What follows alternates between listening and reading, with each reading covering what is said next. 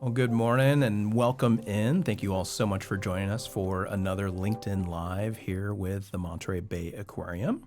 We are also celebrating Black History Month this month here in February, and really important for us here at the aquarium because the ocean is for everyone. And it's important for the air that we breathe, the food that we eat, the climate that we feel and enjoy, and the ocean really supports us all. And it's important for us all to support the ocean as well. And so it's really great that we're having this conversation today. I am very excited to be joined by Corey Leake, who is our Director of Diversity, Equity, Inclusion, and Accessibility here at the Monterey Bay Aquarium. And today we're going to be talking about a lot of things about his career and leadership journey here to the aquarium, but really want to focus in on why DEIA matters, why it matters here at the aquarium and in our world and society today, and really the importance of Black History Month. So with that, thank you, Corey. Man, thanks for putting this on. I'm grateful to be here. And this is, just a small conversation. It's just a small conversation, sure. Just little things. Well, we're very lucky to have you here, and obviously very timely. But just tell us a little bit about yourself, kind of your journey to get to the aquarium. Yeah, so back in 2018, I left a religious nonprofit to explore what it might look like to engage in like social conversation, specifically centering like the marginalized through my own platforms. I was running a blog and started a podcast, and 2020 happened, of course, that we all know, with COVID and George Floyd, and conversations about race and racism were again at the forefront of like our American consciousness. Mm-hmm. So there was lots of need for folks that were willing to engage in those kind of conversations. And so I was doing some consultancy and some online content creation. And around that time, LinkedIn actually was reporting that there was an increase of about 70% of DEI jobs at the time. There was just this huge boom of DEI. And so the consultancy work was kind of in an interesting place because if you didn't already have a job doing it, organizations were just sort of moving to having someone on site do that, which we later kind of found out was just them tapping Black and brown people on the shoulder who already had jobs and asking them to do extra. Sure. But it was during that time that I found myself looking for work and went on LinkedIn and saw that the aquarium was looking for a DEIA director. And I long story short, I happened to know somebody who knew somebody who knew somebody. Oh, there you go. And I feel really grateful for some of those somebodies who moved me to the front of the line and vouched for me, vouched for my talent, and gave me this opportunity. That's great. Well, we're lucky to have you here. Yeah, man, I feel lucky to be here. That's great. Did you ever envision yourself working at the aquarium? No. In fact, I'm like more of a zoo person or a space person, honestly. But like, I never envisioned working at an aquarium. Sure. I knew very little about the Monterey Bay Aquarium before coming here. Okay. I knew very little about Julie Packard before coming here. And so this was a whole world I didn't know anything about. But being in this world now, it feels like a real fit. Okay. There is an interesting relationship between Black folks and the ocean. Going back to Middle Passage and how many of us got to be here to begin with. And so I find it really interesting to be in a role doing DEIA that has these ties to the ocean and to nature, and sort of reconnecting Black and brown folks to some of the coastal ancestry. I mean, there's a deep history of Black indigenous folks with the ocean and with nature, and some of the traditional knowledge that those communities hold are really important. And so it feels like a real timely moment to be doing this work at an aquarium. So, yeah, I mean, with that in mind, it seems like this is a good fit for you. What makes kind of you the great fit for the aquarium? Yeah. Sorry, that's a big question. That's an incredible question. I mean, I think that for me, I mean, it's hard to talk about the fit. I think it's just timing. I think it was the right time. I think there might have been another time where it wouldn't have worked. Sure. And I really do believe that, like, if we will cooperate as human beings with like the circumstances around us, rather than always trying to fight them or insist that they go a different way, I think we find our place in life and we find our way into where we should be when we should be there. And I believe that, so that's maybe sort of the universal cosmic answer. Sure. At a more practical level, I think, the aquarium is a socially conscious organization, and it's an organization willing to take risk. It's an organization that's been engaged in DEI at some level since like 2012. And so I walk into a situation where there's already a baseline of understanding and leaning into the ideas and behaviors and principles of DEI. So it just makes it becomes more of a job of like organizing the pieces, making sure that the things fit and go where they belong, really. Love that. Perfect. I want to open it up for folks that are joining us again on LinkedIn. We have a conversation with our Director of DEIA, Corey Leak.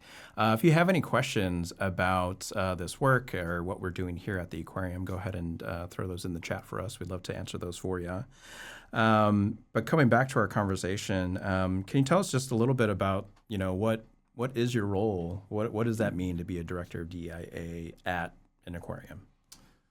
Yeah, I think at an aquarium or anywhere, I think your role is the psychological safety, that phrase coined by Amy Edmondson. The psychological safety meaning that you, as a human being, have the ability to show up as fully human, right? That my job is to ensure that, like, there are no barriers to your advancement, to your employment, to your sense of safety emotionally, physically, mentally, that exists for you, especially no barriers that exist because of your background, because of, your race, your gender, your sexual orientation, things that really aren't relevant to the workplace in so much as they should not be things that predetermine your value, worth, or ability to lead, right? And so my job is to ensure that the systems that we have in place, the ways that we go about evaluating, coaching, managing, setting up career paths, bear in mind that when those things aren't sharp or clear, the most adverse effect is felt by Black and brown folks, queer folks, people with disabilities, people on the spectrum, that there is an adverse effect to them because society at large already, especially, and I'll speak specifically to Black folks because that's a lot of times when we're talking about DEI, in our effort to like be very inclusive of all groups, we sort of miss that in the middle of America's conversation about race is Black and white. That's just really what it comes down to. Yep. And so for Black folks, a feeling of safety at work is relatively elusive. Right? You don't know if people believe you. You don't know if people value your work. You don't know if you are the token, this recent term I've come across, the mascot, if you will. You don't know like how people actually vibe with your work or view you. We know that the data suggests that Black people are significantly less likely to get critical feedback they need for their jobs. So if there's feedback at all, you'll get feedback that's sort of, ill-defined or sort of vague feedback, but it's not the kind of vested interest that a lot of people get. We also know the data bears out that if you are to be promoted at work, like if you're going to move from where you are to sort of the executive levels within organizations where we don't see a lot of Black and brown folks, well, we don't specifically see a lot of Black folks, is that there's a sponsorship that comes with that. Someone has to take a vested interest in you and your career and give you critical feedback, promote you when you're not in the room, talk highly of your work, give you credit for things, give you opportunities to succeed and fail. And so those are really important parts of DEIA, and what I feel like my job is to advocate for folks to have psychological safety. That's great. I think it's important, right, to have that and have that support, really from all angles. Can you tell us a little bit about like what does that look like here at the aquarium? What is some of the work that you're trying to do to address some of those things? Yeah, so we a couple years ago wrote out an equity roadmap that sort of laid out 5 years of what our activity might be. And some of that were things like last year we launched a podcast to try to deliver some training, in-house podcast, not available to the public, but to try to deliver some more story-based ways of connecting with DEI content. So allowing people to tell their stories of what their journey is like, similar to what we're doing right now. People are going to gain insights from this that are different than sitting down in a classroom or watching some instructional video. Absolutely. There's like real life experience, there's real emotion, there's real feeling in these. And so, we've tried to be story-based in how we communicate these principles. We are also being very intentional about things like Black History Month and making sure that you don't work at the aquarium and not know that it's Black History Month, right? And that you don't visit the aquarium and not know that it's Black History Month, because that's an important thing for us to recognize the moments throughout the year where there are moments calendared for us to stop, pause, and recognize the contributions, the innovation, the beauty of traditions and cultures that we don't normally center in American life. So that's kind of what the work is making sure that there's a centering of the experience of Black and brown folks, that we are tracking the data on hey, what's our pipeline look like? What does it look like to when we post a position? Are we casting the broadest net possible? How far are folks from the margins getting in our process? Like, do they make it all the way to second interviews, third interviews? If not, why? What's happening in it? So that's some of the work that we're doing internally, and trying to also set a culture where, I heard this phrase from our previous chief people and culture officer that good DEI comes through the walls.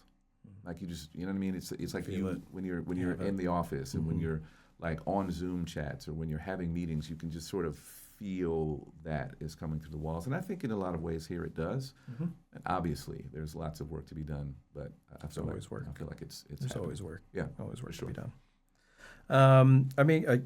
Really speaking to that, like, especially in a time where many organizations, many companies have really stripped away DEIA. What does it mean to you that the aquarium is still committed to it? It means a lot. It means that we take it seriously. I actually was having a conversation with Julie about the fact that we are still using the DEIA is a statement. Sometimes, at least when I was younger, politics were more, you could sort of be neutral. And these days, it's become harder and harder to be neutral. Like, if you are engaging in social well-being for human beings during this time, it's very, very hard to be neutral. And we've seen that in Minnesota. We've seen that play out with so many different things around the country, that neutrality is really a shrinking thing, right? And so by us still naming DEIA, having it on our website, having it on a LinkedIn Live, having it in my job title is a absolute statement that we're making, that we are committed to that, and that is meaningful. And it is also at times feels a little scary at times, because it is it's not an easy time to wear that those letters, and people have a lot of misunderstandings about what that work is. And I'll be honest, there were some critiques of DEI that were legitimate. Very legitimate critiques about the ways that some DEI was practiced, but it didn't mean that we needed to do away with all of it, with it all together. And I'll just say, there are people, one person in particular, who first named that DEI was problematic, and recently we've seen from that person that he is seemingly an all-out racist. To which I would ask, are we okay with racist folks determining for us who we can center in the workplace? I feel like that's a valid question that organizations should be asking themselves. Absolutely. I mean, you're kind of naming it, but what are the things that you're wrestling with in this space because of that public sentiment about DEI and DIA and the work that you're doing? Yeah, I mean, I wrestle with sometimes, frankly, sometimes in DEI, this is going to sound wild when I say this, but sometimes in DEI, the conversation is that if you're a white man, your participation in DEI is mostly the antagonist in the story. Like it's very hard to find your way into it. In fact, if you look at like DEI committees, DEI groups, you rarely see white men participating, and I don't think that's all because white men are like, oh, I don't want to. I think some of that is a bit of uncomfortability, and so that's a real hard thing to come to for a lot of DEI folks. It's like, hey, DEI is not just for people who ain't white, right? But so there's that component, but then there's also the like, how do we? And I'll speak specifically about us at the aquarium. How do we navigate the legitimate barriers that exist to how we move people of color, people from marginalized identities through our pipeline into positions of leadership and authority, and not just leadership, because one of the things that happen in a lot of organizations is that there are black folks, I'll say. You'll get a role that is important and you're overseeing a scope of work that is vast, and you're not giving the resources to do the job. And one of the resources that's important is some level of authority, because you're asked to lead with influence, which a lot of folks have influence, and influence is, to me, the number one like fuel for good leadership. However, at a certain point, you do need authority. You do need, or at least access to that sense of like, hey, we're doing this, right? You know, because influence only goes so far. I mean, you know, if there are 20% of folks love you, 20% can't stand you, then that's a middle group, right? And but you're never going to get that 20% that can't stand you, right? No matter how much woo or riz, as the kids call it, you have, right? No matter how much of that you have, like you're not going to be successful in a role without there being some level of weight and power behind your work. And the last thing I'll say I'm really wrestling with is that notion of power. Human history has shown us that people don't hold power well. When people get their hands on power, they usually do to other people what was done to them. And so, like, thinking about what it means to have power distributed in such a way that it is actually helpful to folks is something I've thought about. In fact, I saw a quote from, my God, I hate that I'm not remembering who the quote's from, but it essentially was saying that great leaders create atmospheres where they're actually not needed. They're where people don't need to rely on you for everything. People don't need to come to you for all the answers, where they are empowered because of your presence to actually have their own agency and autonomy and be free to express their full selves. And I think about that a lot. I think about how do we use power in such a way that allows people to be free. Love that. Yeah. Love that a lot. If you're just joining us again, we're here with LinkedIn Live. We're joined by Corey Leek, who is our director of DEIA here at the Monterey Bay Aquarium, and just talking about that here at the aquarium and what that means and why that's important for the work that we're doing. We do have a question that came up. How would you approach seeking a mentor in the DEIA space for those that are looking to pursue this as a career? Well, that's a great question, especially the latter part. Like, people still pursuing this as a career is incredible, because you have something that I think every leader needs to have right now, which is courage. If you are pursuing this as a career right now, it takes a lot of courage. And so I would lean into that courage and reach out to anybody that you see on LinkedIn or Instagram or Facebook or anywhere that their people are putting out public content, and reach out to those folks and see if they've got the time to invest in you. And a lot of those folks will. I know one of the things that I try to make space for is anyone that's looking to follow the breadcrumb trail. That's how you say that? that I've left. Like, I'm willing to make time for that because it's important. But yeah, I would say follow the thread of your courage to ask somebody to take a vested interest in you. And some people will say no. Yeah.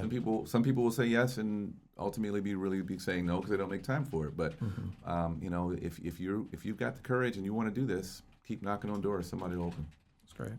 Love that. And, you know, connections, relationships, I mean, that can only help you, right, in building those relationships and making those connections. So I love that. Another question that's coming in, how is DEIA embedded into decision-making processes across the aquarium? And do you see opportunities for it to be more fully integrated? Yeah, so that's an incredible question. That is what the embedding, it's almost like they read the roadmap. Embedding was what we aimed to do with the roadmap. It is something where we wanted every manager, when they, as an example, this is not the only example, but when a manager goes to hire for a job, there's not a quota, but we do want a manager to be mindful of, am I looking at all the talent that's available?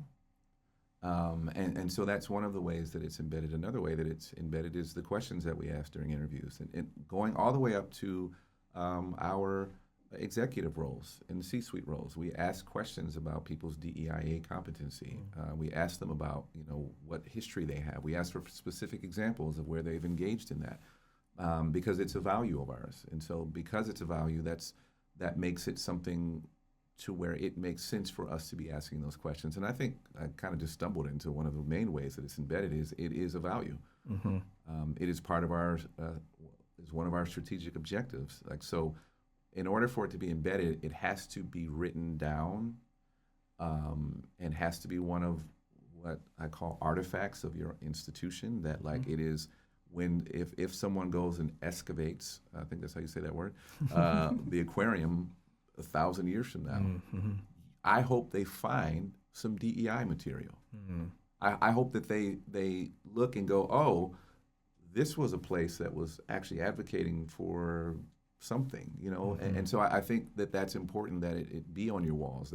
We a couple years ago started flying the Progress Pride flag and the Black Lives Matter flag out in front of the aquarium, so that our guests are aware that this is something that matters to us. And so these are the ways that they start to, as I said, come through the walls and be embedded, is that when we are, and also for accountability, when someone shows up in a way that is counter to this value, that there is accountability for folks in compassionate ways, where we show up and we say, hey, that's actually not something that we say here, or actually this person's pronouns are something different than what you used. And I think that's an important thing, to have peer accountability, which is another way that it's embedded. I think we have a decent amount of peer accountability here. Absolutely. Yeah. And it's not just, the corrective action, right? Sure.